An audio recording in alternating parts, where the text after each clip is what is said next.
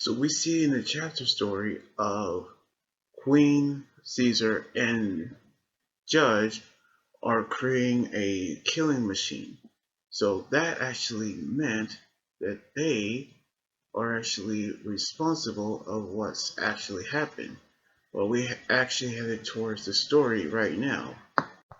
So we knew how she was born into the world, where we knew how Bonnie actually saw what's actually happened when he turned into a kid, knowing that Vegapunk would have actually get some medical attention. While it's all an act when she had decided to transform back into her original age and actually attack him in order to get him to transform Kuma back to the way he was, which we see how he was transformed into a kid by her abilities, which we knew that reversing his age.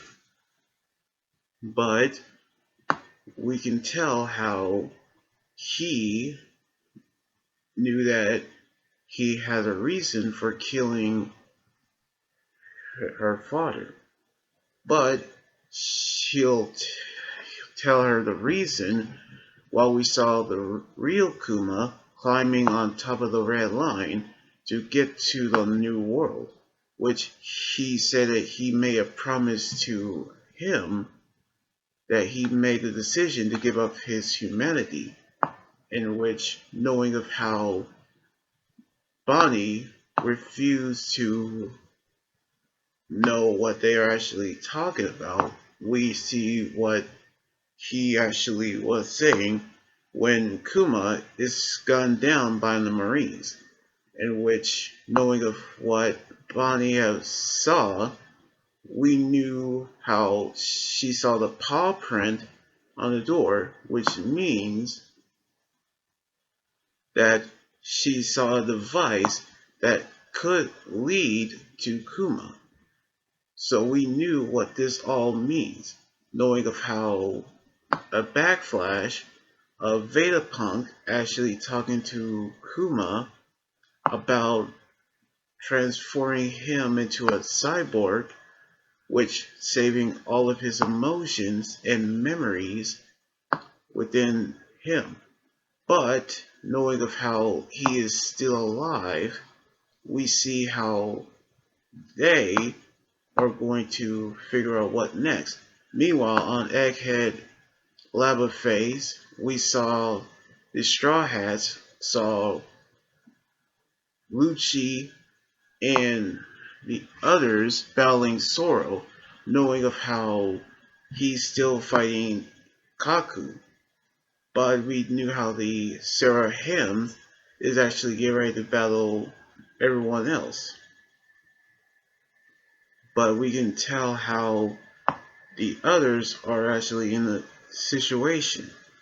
So now we see Sanji and Frankie headed over to the Sunny to help him, which we knew how they're going to go back to the ship and guarding it.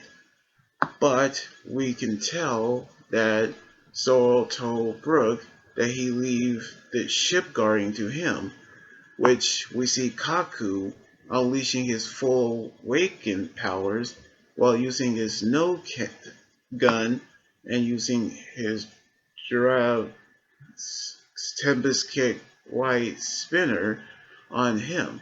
But he was overpowered by Zoro, by which Wabruchi told these Serahims to actually destroy the lab, by which they're actually destroying everything in sight, knowing that the Straw Hats are actually in there.